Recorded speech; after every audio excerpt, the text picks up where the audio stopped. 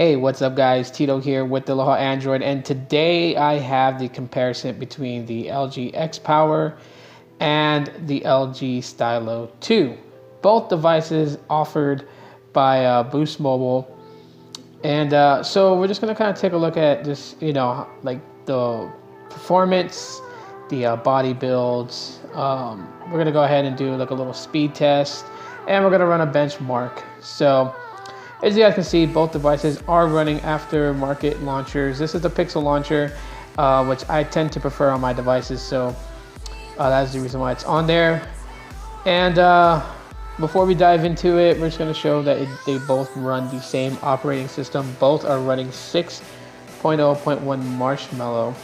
So we're going to launch that here in a second, just to show, in case people ask. So there we go, Marshmallow logos. And why not? Let's see if I can actually get one on a double gameplay. So this is always kind of fun. I highly doubt that I'm gonna get 1-in-1. Playing this Easter egg game is a lot harder just using it on one device. So trying to get two to go through and at least obtain one on each device would be absolutely hard. I think we've tried enough. So let's move on with the review here.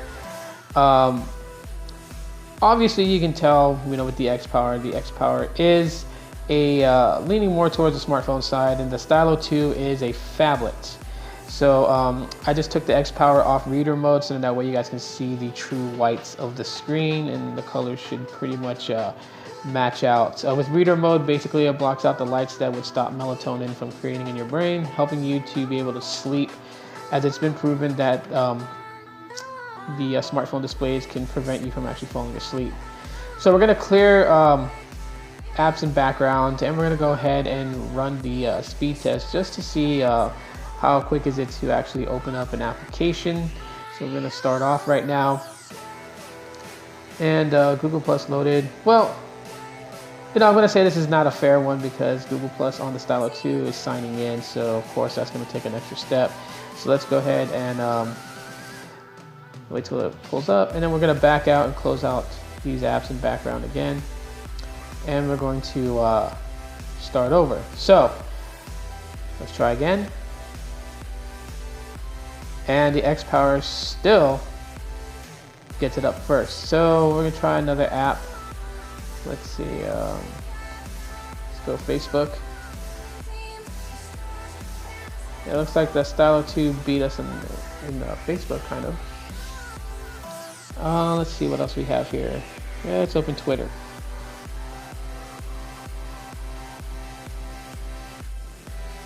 And Twitter fully launched already.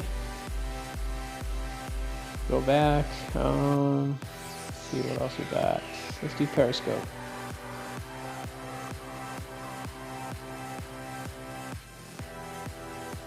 And Periscope loaded up here faster. So let's see what else we could launch up.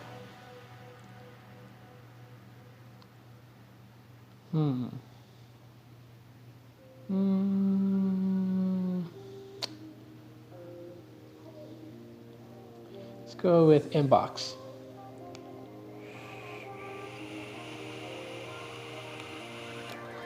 So there you guys see it. Basically, with that, let's do Play Store here. Let's try that.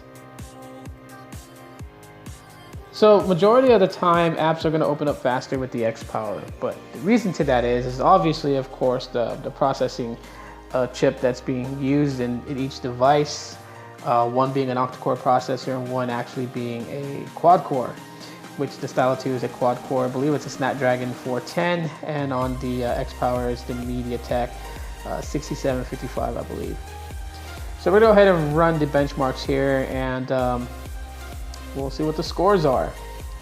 So in the meantime, as it's running, because this does take a while, I am going to cut through, kind of pause the video, and yeah.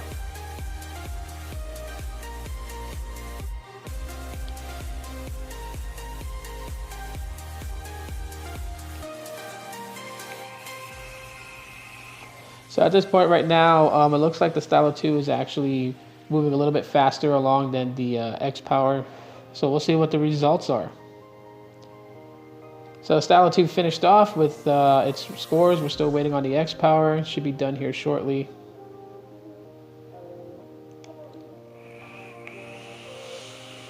There we go. 696 single core and 1887 multi-core on the X Power, 479 single core and 1284 multi-core on the Stylo 2. So again, this is just due to the fact of both having different types of processing chips. So octa-core versus quad-core is going to be that way. So all in all, let's just go into my final thoughts between both these devices. Okay. First off, I want to demo cameras because cameras is a big deal. Now I gotta give it up to the Stylo 2 on the camera. The Stylo 2 does very, very well on the camera, and I know, I basically scored out the X Power bigger than the J7 on the camera based on what the X Power can do. In the same scenario here, but you still got to give it up to the Stylo 2 for its cameras. I do think its cameras are like excellently well. You guys can see here it's a front-facing one, and of course it has the gesture shots. So if you guys open your palms, you guys can start a countdown. But yeah, it does very, very well with camera and video. We'll grab the X Power here. And this is one thing that I don't like about the X Power. As you guys can see, it was easier to align things up with the Stylo 2. Here's the front-facing camera on the X Power with gesture control as well. But here's where it gets unbearable. So because for some reason the camera's off to the left, trying to make sure things are centered in your shots, it's going to be a little bit different. As you guys saw with the Stylo 2, it was easier to get done. I don't know if it's just because of the placement of the camera, but yeah, that does kind of get annoying a little bit. Here we'll focus in so you guys can see with the object in focus how it's going to look. I gotta say, again, with the X Power, I miss that volume rockers in the back, power button in the back. I honestly do like LG's method of doing that before, like what's shown on the Stylo 2. The Stylo 2 has it. I tend to dig that. I think it's where your finger naturally rests. Of course, I would have loved for them to have kept the laser autofocus on the Stylo 2 that the G Stylo had, but obviously they didn't do that. The stylus makes for a great feature if you're a big note taker, so that's something you might want to take in consideration. And with the Stylo 2, they did give it its own little feature right there called Pen Pop, where when you pull out the stylus, a bunch of quick setting menus pops up for the stylus itself. So that's always nice to have.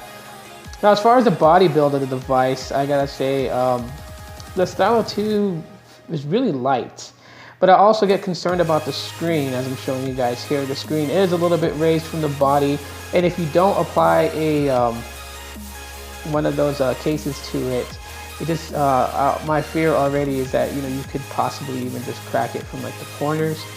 Focus in so you guys can see it.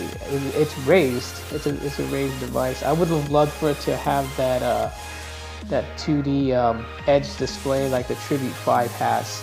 Now for the X Power, it doesn't have that raised display at all whatsoever. But the sides of it right here, as you guys can see, in between the two chrome accents, is very slick. So it's really hard to hold the X Power at times, especially if your hands get sweaty or something. You got risk of actually dropping it. So when you kind of think about it, both these devices really do require some sort of case for extra protection, security, that it doesn't slip out of your hands. Both devices, I love where they placed the headphone jack at the bottom. To me, I think that makes more sense to have at the bottom than on the top. But other than that, I really gotta say, both these devices are great in their respective fields, phablet, smartphone-ish. Gotta say the X Power is kind of leaning on the phablet side. Where the X Power wins mostly is battery life, obviously, duh. And for the Stylo 2, feature-wise, screen size and camera really makes a play. Both have expandable storage and stuff, so you really don't have to worry about things like that. And they're both great with audio. They're about the same. So if you guys enjoyed my little comparison, smash that like button. Don't forget to subscribe. And as always, you guys will see me in the next one. Aloha.